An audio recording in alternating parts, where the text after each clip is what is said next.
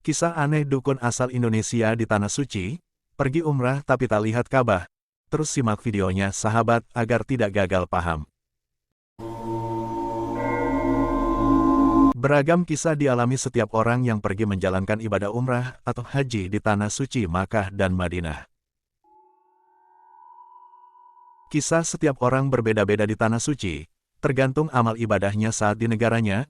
Hal ini juga dialami seorang jemaah umrah yang ternyata berprofesi sebagai dukun di Indonesia.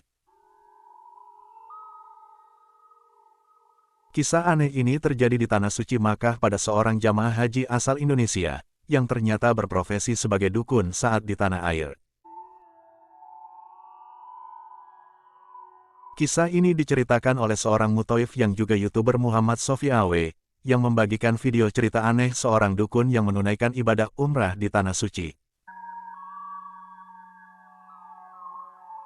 Muhammad Sofi bercerita, saat tiba di Makkah si dukun tersebut selalu meminta pulang karena takut anak istri mencarinya.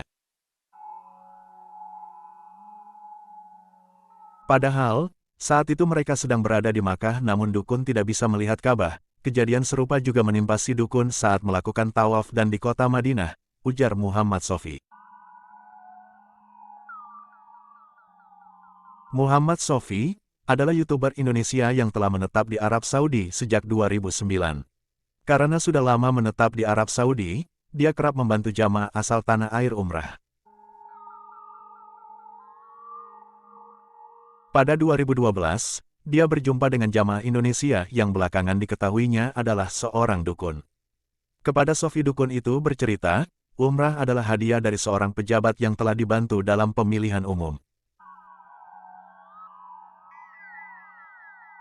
Pejabat itu menjanjikan hadiah umrah bagi orang-orang yang membantunya menang. Salah seorang di antara mereka adalah dukun ini, kata Muhammad Sofi. Saat tiba di Madinah, kata Sofi, dukun meminta pulang dengan alasan takut anak-anaknya mencarinya karena sudah tidak pulang berhari-hari. Hal serupa juga terjadi saat mereka tiba di Madinah. Dukun ini tidak percaya sudah berada di Madinah dan menganggap sebuah hotel di Madinah adalah lokasi yang sering dilewatinya setiap hari. Bahkan dukun ini mengatakan sering melewati hotel yang ada di Madinah menggunakan ojek. Dukun itu ternyata merasa masih berada di kota tempatnya tinggal di Indonesia. Sofi yang saat itu bersama si dukun heran melihat reaksinya. Lantas ia menanyakan kepada dukun apakah pernah ke Madinah sebelumnya. Dan si dukun menjawab belum. Tapi orang yang ngotot gak percaya sedang di Madinah. Saya sampai jengkel ini orang kenapa? Teman-temannya meyakinkan tetap juga tidak percaya, ungkapnya. Sofi lalu membawa dukun itu salat di Masjid Nabawi. Sampai di sana dukun tersebut masih tak menyadari sudah berada di Madinah. Hal sama terjadi saat sang dukun tiba di Makkah. Dukun ini melaksanakan ibadah tawaf sa'i menggunakan kursi roda karena takut hilang tersasar. Setelah tawaf sa'i di Mekah, dukun juga tidak menyadarinya. Dukun ini merasa ia hanya keliling di kota tempatnya tinggal menggunakan sepeda. Sofi lalu mengajak dukun ini salat asyar di Masjidil Haram di depan Ka'bah. Depan Ka'bah saya nasehatin tuh Bapak.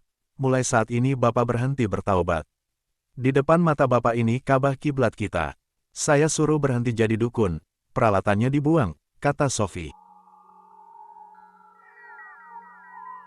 Mendengar perkataan Sofi, si dukun justru marah, dan tak bersedia membuang peralatan dukunnya karena mengaku menggunakan Al-Quran.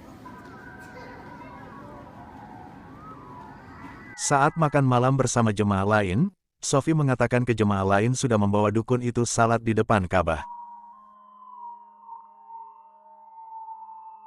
Ditanya sama temannya gimana, sudah melihat Ka'bah kan? Melihat Ka'bah gimana, saya cuma ditunjukkan gambarnya saja, kata Sofi menirukan jawaban si dukun. Dukun itu baru sadar berada di Tanah Suci saat melaksanakan tawaf wada atau tawaf pamitan. Waktu tawaf pamitan karena khawatir hilang saya pegang, saya gandeng tangannya. Setelah selesai dukun ini bilang alhamdulillah kita sampai juga di kota suci Makkah bisa umrah, pungkas Sofi. Demikianlah kisah singkat dukun yang menunaikan ibadah umroh di tanah suci Mekah dan Madinah. Wallahu a'lam bishawab. Terima kasih sudah menonton, semoga bermanfaat. Admin doakan semoga kita dimudahkan untuk bisa menjalankan rukun Islam yang kelima. Amin.